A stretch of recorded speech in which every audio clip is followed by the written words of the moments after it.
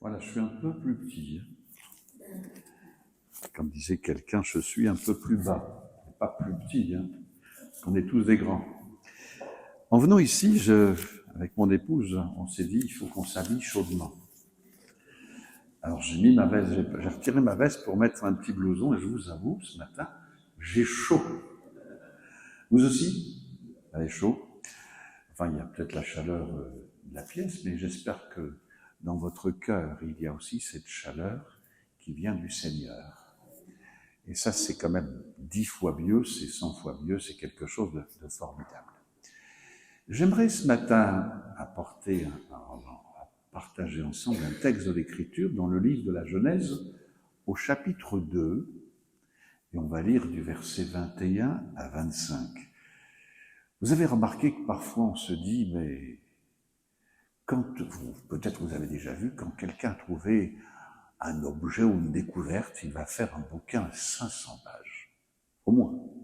Et parfois, il y a un premier tome, un deuxième tome pour expliquer sa découverte. Et toute la création, nous, dans la Bible, on l'a en un chapitre. C'est-à-dire, c'est peu. C'est vrai que ça semble peu, et Dieu aurait pu davantage expliquer les choses. Mais cela nous suffit pour comprendre le plan de Dieu. Et vous allez voir que dans ce texte, il y a quand même des choses extraordinaires.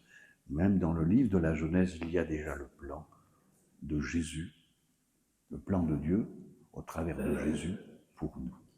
Et on va essayer ce matin, avec l'aide du Saint-Esprit, on l'a demandé déjà, l'assistance du Saint-Esprit, de comprendre ce que Dieu veut nous dire et nous enseigner pour nous fortifier notre foi, afin qu'on grandisse dans une période troublée, avec les événements qui se passent depuis 8 jours, où vous avez remarqué, ça devient compliqué. On parle même de pays puissants qui veulent entrer en conflit. Qu'est-ce que ça va devenir? Et pour ceux qui connaissent un peu la parole, on sait qu'à un moment donné, cette pierre d'achoppement, c'est-à-dire cette pierre qui est Israël, va devenir un problème pour non pas quelques pays, mais pour le monde entier. Et c'est à ce moment-là que ce peuple va crier et que Dieu va intervenir. Et vous avez remarqué que toutes ces choses, on s'aperçoit en quelques instants, et même ça va très vite. Il y a 8 jours, 9 jours, qui aurait pensé que quelque chose comme cela allait se passer? Nous, enfants de Dieu, et je veux croire que vous êtes de cela, on va être à l'écoute, parce que l'horloge de Dieu, elle est là. Les choses sont en train de se passer, et nous avons besoin de nous préparer. Préparer, mais peut-être aussi de parler à ceux qui sont autour de nous, en leur disant « Le Seigneur revient bientôt ». Il y a des signes avant-coureurs, mais ce qui est important, c'est qu'on soit prêt pour l'enlèvement de l'Église qui aura lieu avant que ces choses arrivent, avant que le Seigneur vienne intervenir pour Israël. Donc, d'où l'importance. On va déjà, au travers de ce texte, regarder et méditer ce que Dieu veut nous dire. On lit ensemble ? Alors l'Éternel fit tomber un profond sommeil sur l'homme qui s'endormit. Il prit une de ses côtes et referma la chair à sa place. L'Éternel Dieu forma une femme de la côte qu'il avait prise de l'homme, et il l'amena vers l'homme, et l'homme dit, voici cette fois celle qui est os de mes os, eau de mes os et chair de ma chair. On l'appellera femme parce qu'elle était prise de l'homme. Verset 24, c'est pourquoi l'homme quittera son père et sa mère et s'attachera à sa femme, et ils deviendront une seule chair. L'homme et sa femme étaient tous deux nus, et ils n'en avaient point honte. Amen. Voilà ce que l'Écriture nous dit, et nous nous arrêtons à ce que la Bible enseigne. Permettez-moi cette remarque. Quelle étonnante façon de procéder. Non? De prendre une côte. Pourquoi une côte? pour ne pas faire un mauvais jeu de mots, pour l'avoir à côté de soi, peut-être, mais je ne pense pas que c'est cela. Et Dieu avait un plan beaucoup plus précis. Regardez, au départ, Dieu avait pris l'homme de la poussière du sol. Avec de la poussière, il a fait l'homme. C'est-à-dire, vous avez des sculpteurs aussi qui savent faire avec de l'argile, mais vous avez remarqué que c'est toujours de l'argile et rien. Imaginez-vous, et certainement quand vous êtes allé voir les spécialistes, faire des contrôles, le corps humain fait quelque chose d'extraordinaire. Vous êtes d'accord? On n'a jamais rien fait d'aussi beau, aussi extraordinaire.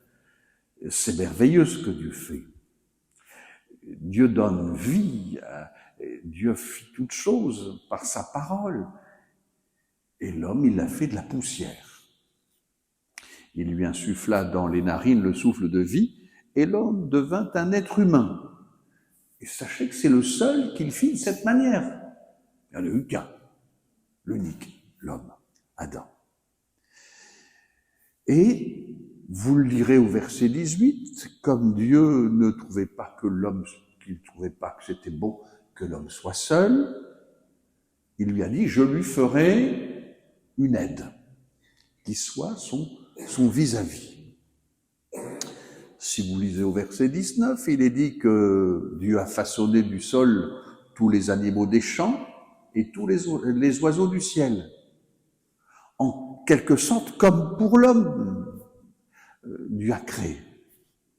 Mais au verset 20, il est dit, mais il ne trouva pas d'aide qui soit son vis-à-vis. Donc, vous avez des chiens, peut-être, moi j'en ai pas, vous avez peut-être des chats, des animaux de compagnie, mais pour aider l'homme, bien Dieu a dit non, c'est pas simplement un chien ou un chat qu'il a besoin, c'est d'une femme. C'est beau, hein? C'est Dieu qui a dit ça. Alors si vous appelez votre petit chien mon petit toutou, ou ça c'est encore mieux que mon bébé, c'est mon bébé, sachez que c'est un chien, c'est un chat. Vous avez le droit et on doit aimer les animaux, on ne doit pas, si on adopte ou on prend des animaux, on ne va pas les faire souffrir. Mais ce sont des animaux de compagnie, tout simplement. Et je me suis posé la question, peut-être vous êtes-vous posé cette question, mais pourquoi Dieu a-t-il choisi de former la femme d'une côte de l'homme? Pourquoi? Alors, sans prétendre à répondre complètement à cette question, nous pouvons penser que Dieu agit de cette manière pour nous parler de son Fils et de l'épouse qui lui destinait dès avant la fondation du monde. Parce que dès avant la fondation du monde, Dieu avait son plan. Dieu connaissait toutes choses et Dieu savait ce qu'il allait faire. De la même manière que Dieu cherchait pour Adam une compagne qui puisse jouir avec lui des délices de l'Éden, du jardin d'Éden, de la même manière, il désirait pour son fils une épouse qui puisse partager avec lui la gloire et la joie du ciel. Ça, c'est le plan de Dieu. Dieu n'a pas créé la femme indépendamment de l'homme, il l'a formée à partir d'une de ses côtes, afin qu'Adam reconnaisse celle-ci est os de mes os et chair de ma chair, et qu'il jouisse de la compagnie d'une personne comme lui, avec laquelle il puisse aussi s'entretenir et partager les sentiments les plus profonds. Eh bien, de même, le Seigneur aura pendant l'éternité, une épouse conforme à son image, composée d'hommes et de femmes rendus capables de partager pleinement sa joie, son amour, ses pensées. C'est le but de Dieu.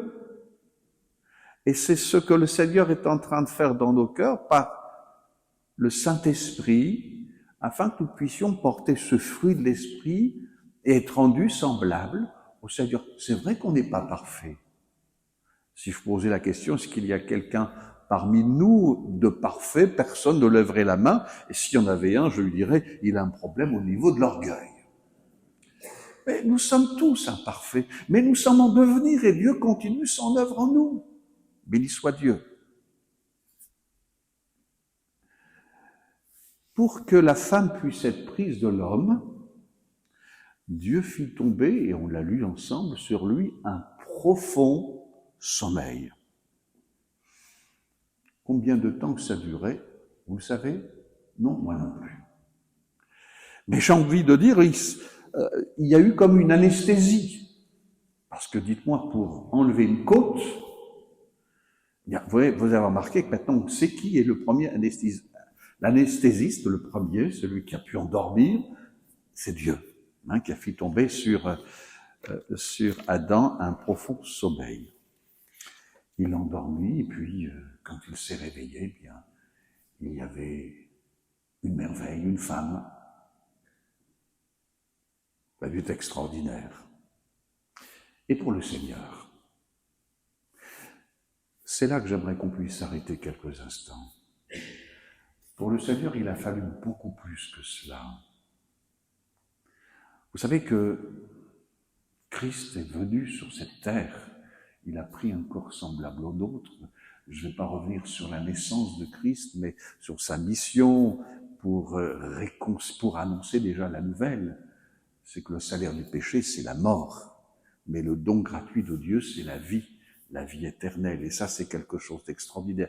Il est venu un ministère court, 3 ans et demi, on en parle encore aujourd'hui, vous vous rendez compte, 3 ans et demi? Mais ça a bouleversé le monde. Et puis il y a eu ce moment où le Seigneur a dit, l'heure est arrivée, sachant que l'heure était arrivée. Et qu'est-ce qui s'est passé? Des choses compliquées. La première que je voudrais noter, ce qui était un des moments les plus difficiles pour notre Sauveur Jésus, c'est qu'il a été abandonné de Dieu. Vous vous souvenez de ce texte dans Matthieu 27? Depuis la 6e heure jusqu'à la 9e, 27, verset 46, est-ce que c'est le bon verset? Oui. Merci.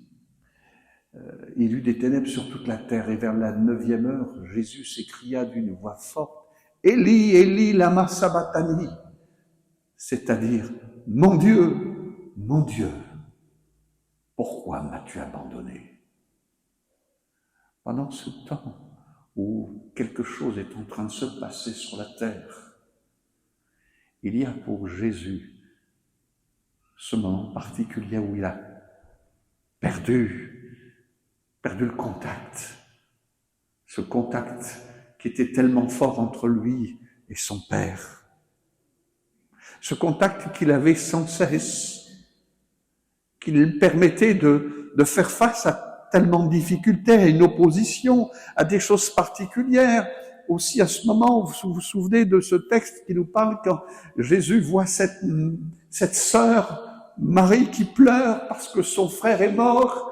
Elle avait insisté pour qu'il vienne. Il n'était pas venu à temps. Elle ne comprenait pas, mais elle savait s'il avait été ici, il serait encore vivant. Vous vous souvenez de ce que Jésus disait, « Mais Père, je sais que tu m'exauces toujours. » Il savait, il avait cette communion et il va prier pour qu'il puisse croire. Mais lui savait déjà qu'il allait intervenir. Et quand il prononcera des paroles que vous connaissez, Lazare sort. Et Lazare, la pierre avait été roulée, il est sorti. Il avait tout pouvoir, mais là, il y a un moment donné, parce qu'il y a quelque chose qui est important, il faut que naisse celle qui sera l'Église. Mais pour qu'elle vienne au monde, il faudra passer par quelque chose de particulier. Abandonné de Dieu.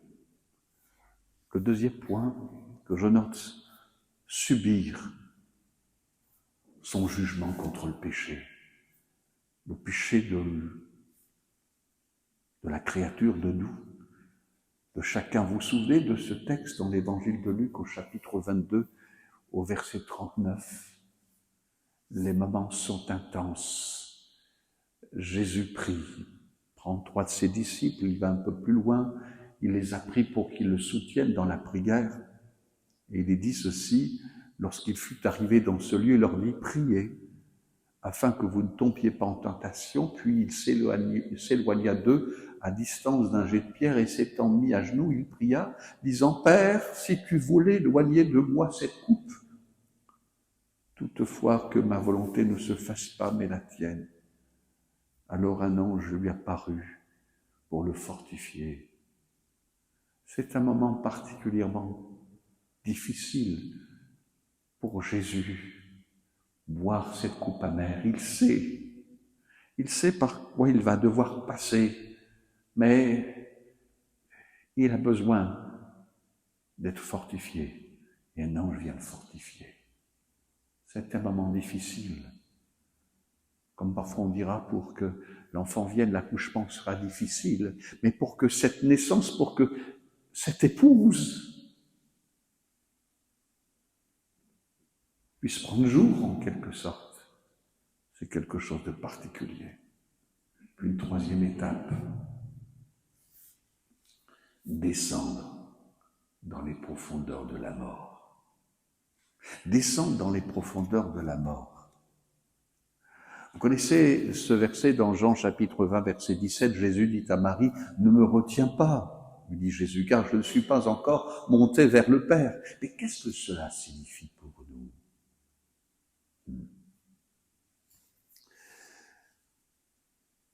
Premièrement, cette idée indique que Jésus a partagé pleinement avec l'humanité les conséquences de la mort physique.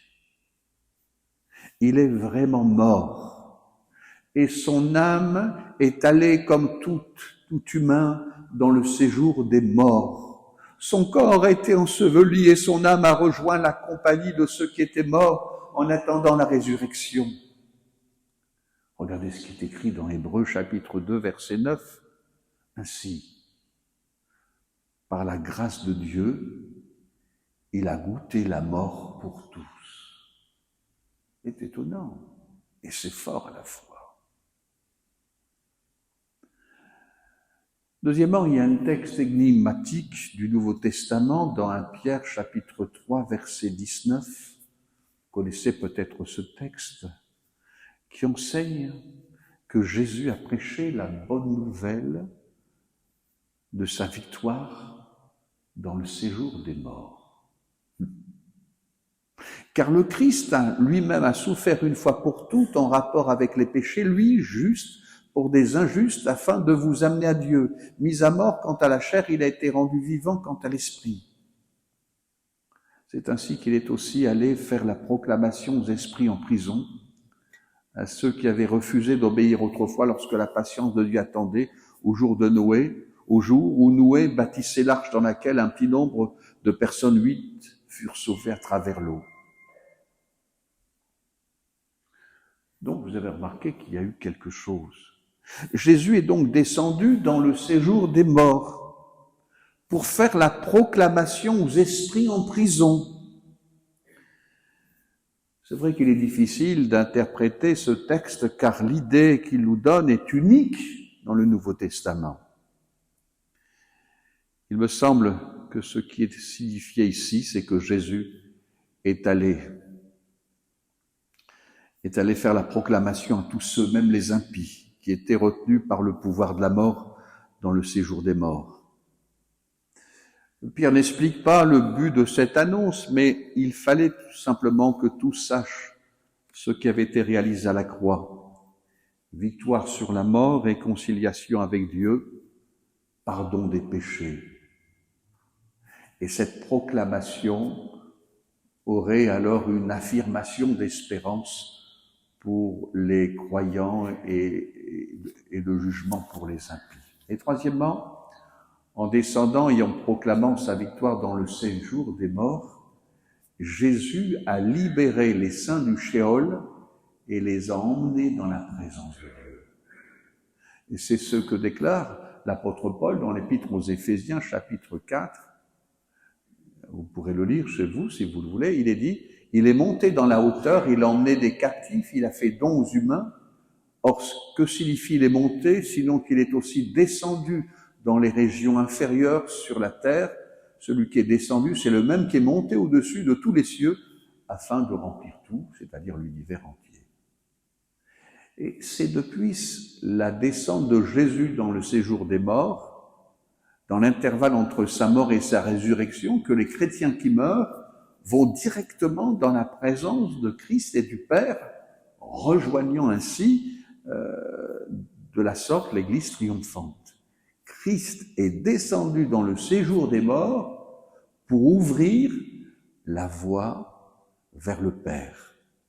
Et c'est pour ça que vous connaissez ce verset qu'on cite parfois lors un service d'inhumation dans le livre de l'Apocalypse au chapitre 14. Heureux ceux qui dès maintenant meurent au service du Seigneur ou unis au Seigneur. Il y a différentes versions, mais vous comprenez parce que leurs œuvres les suivent. Heureux dès à présent les morts qui meurent dans le Seigneur, parce qu'ils rejoignent le Maître. Et frères et sœurs, qu'est-ce que je veux retenir de tout cela? Des choses qui sont intéressantes et aussi utiles pour nous. Notre Sauveur et Seigneur est vraiment merveilleux. On chante parfois merveilleux. N'est-il pas merveilleux? Vous savez, s'il y a un mot qui devait résumer notre Sauveur et Seigneur, c'est merveilleux. Ce n'est que par ce chemin qu'il pouvait s'acquérir une épouse. Il fallait qu'il vienne, qu'il prenne ce chemin difficile, se sacrifie pour nous. Premièrement, il fallait qu'il prêche la bonne nouvelle, mais réconcilier le monde avec Dieu, mais il fallait qu'il donne sa vie. Il allait passer par un moment difficile, afin que tout homme, et ça c'est quelque chose d'extraordinaire. Alors, on parle d'une église rachetée, mais à quel prix?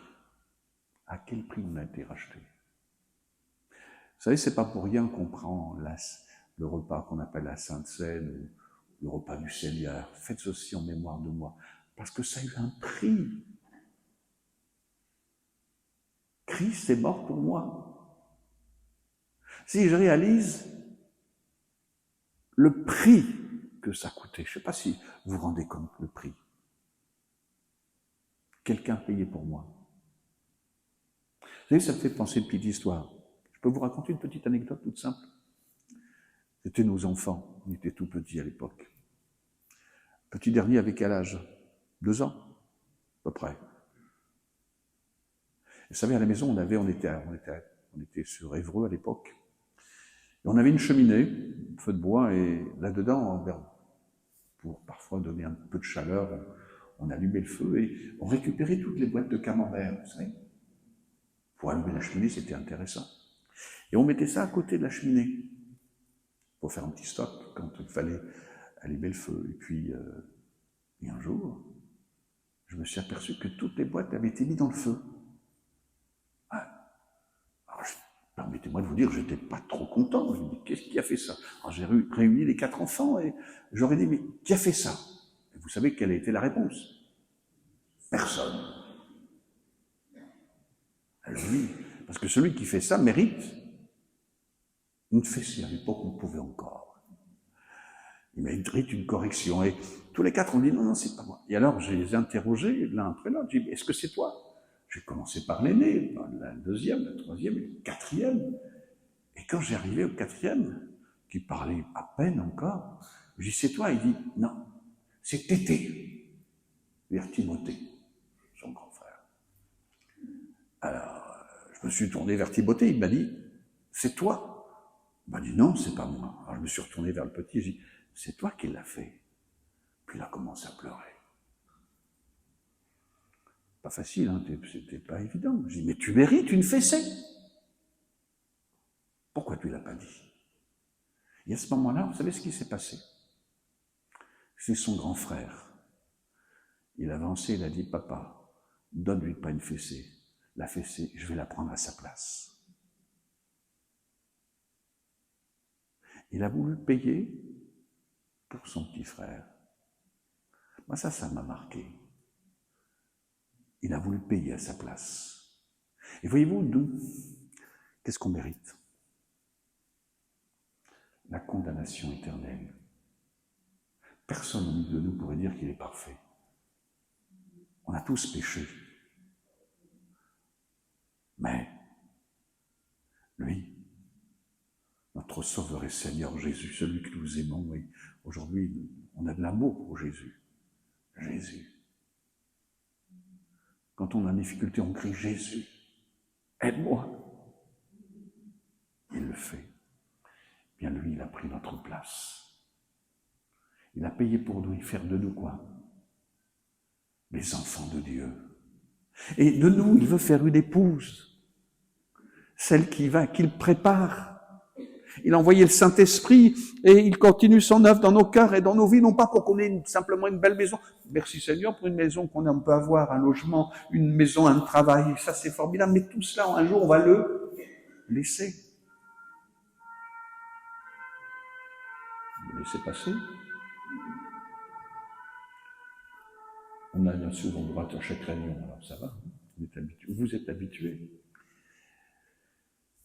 Un jour, on sera avec Jésus dans le ciel. Enfin, on sera avec Jésus. Mais il faut s'y préparer quand même. Il faut s'y préparer et demander au Seigneur de nous aider. Alors, racheter à quel prix? Il a payé. Purifié, lavé par sa parole. La parole de Dieu, elle nous est utile, mes frères et sœurs. Parce que quand on lit la parole, ça nous fait du bien et ça lave notre esprit. Vous savez, notre esprit est tellement tourmenté par tout ce qu'on entend, tout ce qu'on voit tout autour de nous. Dites-moi, quand vous regardez les informations, ça vous arrive d'avoir le sourire?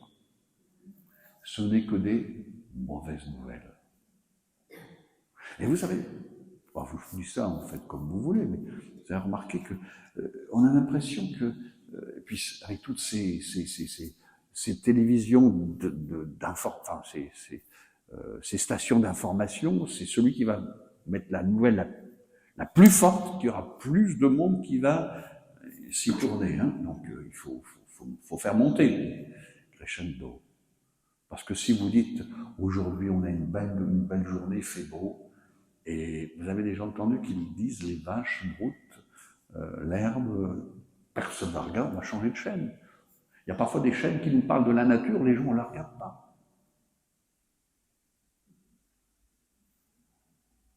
Et pourtant, on est complètement... Regardez, nos jeunes, vous avez déjà vu nos jeunes? Il n'y a pas que les jeunes, hein, même les anciens. Avec les réseaux sociaux.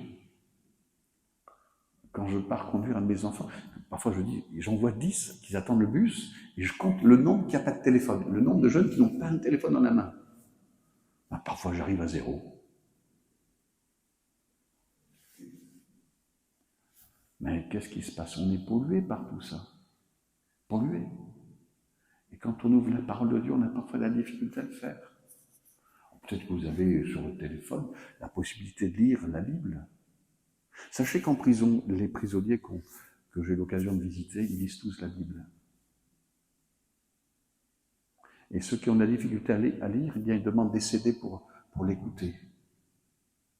Et certains débranchent la télé parce qu'ils veulent se nourrir d'autre chose. J'ai besoin que mon cœur soit lavé, purifié. Donc, racheté à grand prix, purifié, lavé par sa parole. Vous préparez votre voyage? On prépare tout, hein. Dans les détails, on n'oublie pas n'oubliez pas votre passeport ou votre carte d'identité, qu'il faut qu'elle soit encore valable, ça dépend où vous allez. On sait se préparer. Et pour le ciel, alors qu'on sait où c'est là où nous attend le Seigneur, ce serait bien de se préparer. Éphésiens chapitre 5, vous vous souvenez de ce texte qu'on lit parfois aussi là, lors des mariages, Marie, aimez vos femmes, comme Christ a aimé l'Église. Regardez ce qu'il est dit.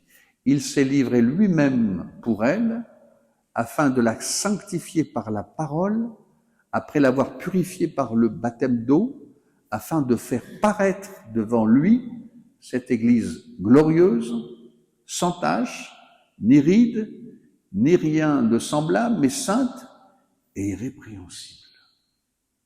C'est fort, hein? Les termes sont forts. J'ai besoin je veux faire partie de cette Église glorieuse, sans tache, ni ride, ni rien de semblable. Verset 29, car jamais personne n'a haï sa propre chair, mais il la nourrit, en prend soin, comme Christ le fait, parce que nous sommes membres de son corps. Donc, Christ nous nourrit par sa parole. Laissez-vous nourrir par sa parole. Laissez-vous nourrir et interpeller parfois par les appels de Dieu au travers des serviteurs de Dieu, tantôt d'une manière, tantôt d'une autre. Ça nous fait du bien, ça nous réveille, ça nous... Oh, c'est vrai, Seigneur, tu nous aimes. Dieu a créé l'homme. D'une côte, il en a fait une femme. De Jésus-Christ, quand Christ est mort à la croix, par son sacrifice, lui il est ressuscité, gloire à Dieu, hein, mais c'est pour que naisse l'Église. L'Église, elle est née à la croix. C'est là. Et puis, elle a été revêtue du Saint-Esprit. Alors, nous voulons aller de l'avant. Maintenant, je vais terminer. On va terminer par 2 versets dans le livre de l'Apocalypse, au chapitre 22.